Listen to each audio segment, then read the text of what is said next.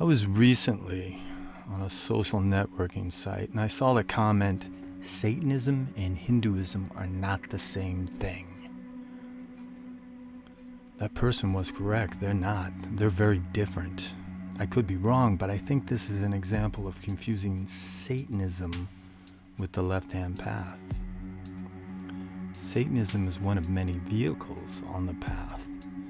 But just because a Harley's not a Ford truck, that does not mean they can't be on the same path, heading in the same direction. And also, my Hindu friends seem to get riled when their religion is in any way linked to Satanism.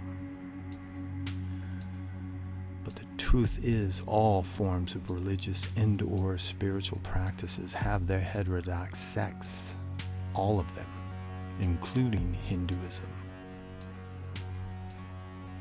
I think it's time to review some basic left-hand path information.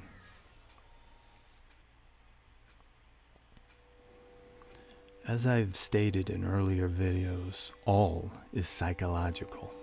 Everything is processed through the psyche. Everything you see, touch, smell, taste, hear is evaluated within the mind, and consciousness is the screen that it is projected upon. And what is consciousness? Consciousness is the divine, the ultimate divine. In Hinduism, it is called Brahman, and Brahman has 3 faces.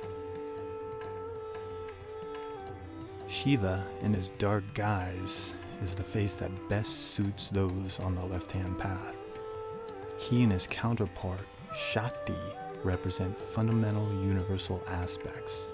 Shiva, matter consciousness, and Shakti, energy. For example, when you sit and contemplate, you are one with Shiva. When you act upon that which you've contemplated upon, when thought becomes action, Shakti. Shiva sings the song, Shakti dances. And in the East, the Aghori are the ultimate expression of Shiva, Shakti. The core of their practice is there is no pure or impure. They are one and the same. And through ritual, they allow the shadow to manifest itself in reality. It comes up from the center of their being, forced outward through the flesh. It breathes. The Aghori embrace the darkness and reject traditional attitudes and customs which they believe will help them become an incarnation of Shiva.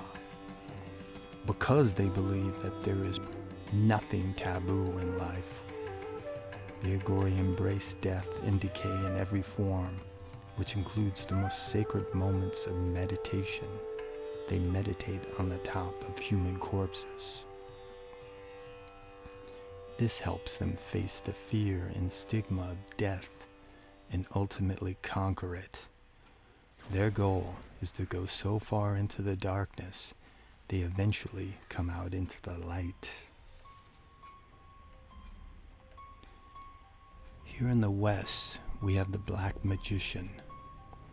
The Black Magician finds inspiration from entities, dark aspects of the divine, such as Satan, Azazel, Lilith, Hecate, and so on. And through ritual, they allow the shadow to manifest itself in reality.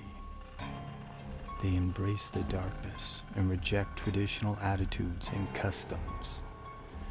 They do not look upward for divine revelation, but instead through the use of magic, they strike downward, shoving past the rational mind to open the gates of Hades, to let loose the demons, to be empowered. Thus, like the Aghori, they manifest the shadow to become the divine self. They go so far into the darkness, they eventually see the light of Lucifer.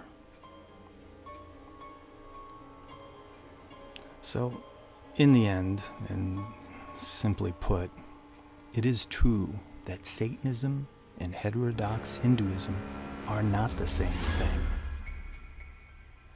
But that doesn't mean they can't share the same path.